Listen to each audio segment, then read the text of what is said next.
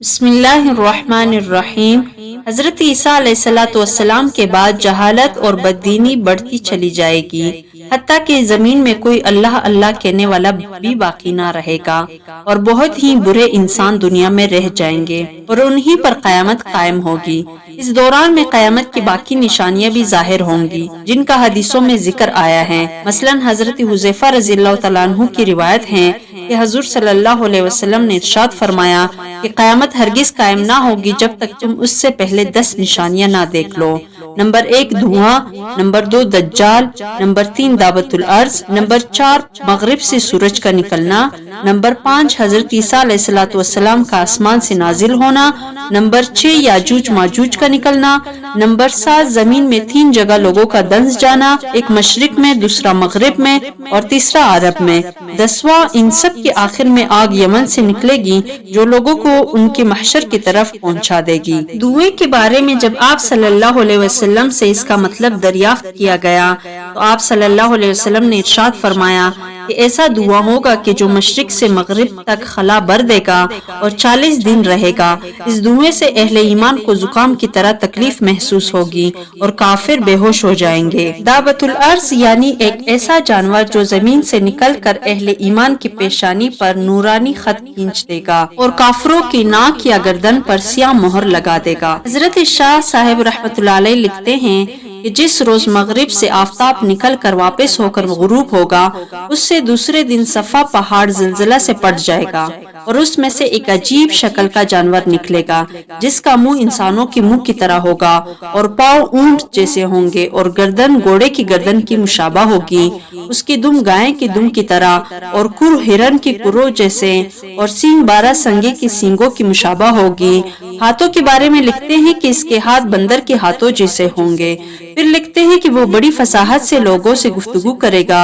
اور اس کے ایک ہاتھ میں حضرت موسیٰ علیہ الصلوۃ والسلام کا عصا اور دوسرے میں حضرت سلیمان علیہ الصلوۃ والسلام کی انگوٹھی ہوگی۔ اس تیزی سے تمام ملکوں میں پھرے گا کہ کوئی ڈھونڈنے والا اسے نہ پا سکے گا اور کوئی بھاگنے والا اس سے بچ کر نہ جا سکے گا اور تمام انسانوں پر نشان لگا دے گا۔ ہر مومن کی پیشانی پر حضرت موسیٰ علیہ الصلوۃ والسلام کے عصا سے ایک خط کھینچ دے گا جس سے اس کا سارا منہ نورانی اور باروب ہو جائے گا، اور ہر کافر کی ناک یا گردن پر حضرت سلیمان علیہ الصلوۃ والسلام کی انگوٹھی سے مہر لگا دے گا جس کی وجہ سے سارا منہ کالا ہو جائے گا اور مومن و کافر میں پورا فرق ہو جائے گا، حتیٰ کہ اگر ایک دسترخوان پر بہت سی جماعتیں بیٹھ جائیں تو مومن و کافر علیحدہ ہو جائیں گے۔ اس کام سے فارغ ہو کر وہ جانور غائب ہو جائے گا۔ حضرت ابو ذر رضی اللہ تعالیٰ عنہ فرماتے ہیں کہ رسول خدا صلی اللہ علیہ وسلم نے سورج چھپ جانے کے بعد فرمایا، تم جانتے ہو یہ کہا جاتا ہے؟ میں نے عرض کیا کہ اللہ اور اس کا رسول ہی خوب جانتے ہیں۔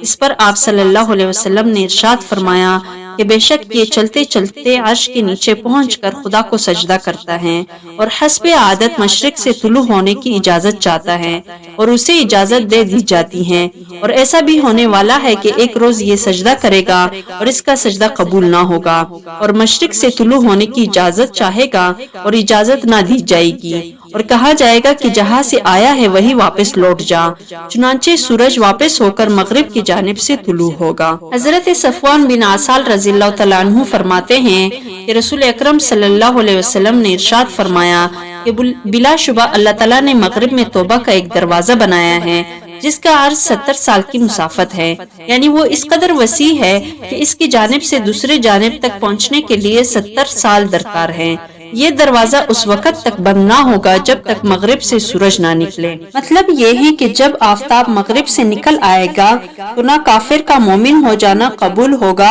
اور نہ کسی ایمان والے کی گناہوں سے توبہ قبول کی جائے گی۔ بخاری اور مسلم کے ایک حدیث میں یہ صاف تصریح آئی ہے کہ جب سورج کو مغرب سے نکلا ہوا دیکھیں گے تو سب ایمان لے آئیں گے اور اس وقت کسی کا ایمان یا توبہ قبول نہ ہوگی۔ حضرت ابو موسیٰ رضی اللہ تعالیٰ عنہ فرماتے ہیں کہ رسول خدا صلی اللہ علیہ وسلم نے ارشاد فرمایا کہ بلا شبہ رات کو خدا اپنا ہاتھ پھیلاتا ہے تاکہ دن کے گنہگار توبہ کر لے، اور بلا شبہ دن کو خدا ہاتھ پھیلاتا ہے تاکہ رات کے گنہگار توبہ کر لے جب تک سورج مغرب سے طلوع نہ ہو۔ حضرت شاہ صاحب رحمۃ اللہ علیہ لکھتے ہیں کہ ایک رات اس قدر لمبی ہوگی کہ مسافر چلتے چلتے گھبرا جائیں گے اور بچے سوتے سوتے اکتا جائیں گے اور جانور جنگل جانے کے لیے چلانا شروع کر دیں گے، لیکن سورج ہرگز نہ نکلے گا، حتیٰ کہ لوگ خوف اور گھبراہٹ سے بے قرار ہو کر گریہ وزاری اور توبہ کرنے لگیں گے۔ یہ رات 3-4 راتوں کی برابر لمبی ہوگی، اور لوگوں کی سخت گھبراہٹ کے وقت تھوڑی سی روشنی لے کر چم کی جانب سے سورج نکل آئے گا۔ اس کی روشنی ایسی ہوگی جیسے گہن کی وقت چاندنی کی ہوتی ہے۔ فتح الباری میں ایک حدیث نقل کی گئی ہے کہ حضور صلی اللہ علیہ وسلم نے فرمایا کہ مغرب سے آفتاب طلوع ہونے کے بعد 120 سال انسان زندہ رہیں گے، پھر قیامت آئے گی۔ حدیث شریف میں تصریح ہے کہ 3 مقامات پر لوگ زمین میں دنسا دیے جائیں گے، ایک مشرق میں، دوسرے مغرب میں اور تیسرے جزیرہ عرب میں۔ حضرت شاہ صاحب رحمۃ اللہ علیہ لکھتے ہیں کہ یہ عذاب تقدیر کے جھٹلانے والوں پر آئے گا۔ ایک آگ یمن سے نکل کر لوگوں کو محشر کی طرف گھیر کر پہنچا دیں گے۔ صاحب مرقات کہتے ہیں کہ محشر سے شام کی سرزمین مراد ہے، کیونکہ حدیث سے ثابت ہے کہ شام کی سرزمین میں نفخہ صور کے بعد حشر ہوگا۔ حضرت شاہ صاحب رحمۃ اللہ علیہ لکھتے ہیں کہ انہی دنوں میں ملک شام میں امن ہوگا اور غلہ بھی سستا ہوگا، خواہ سوداگر ہو، خواہ دستکار ہو، خواہ سرمایہ دار۔ غرض یہ کہ سب کے سب گھر کے اسباب لاد کر ملک شام کی طرف روانہ ہو جائیں گے،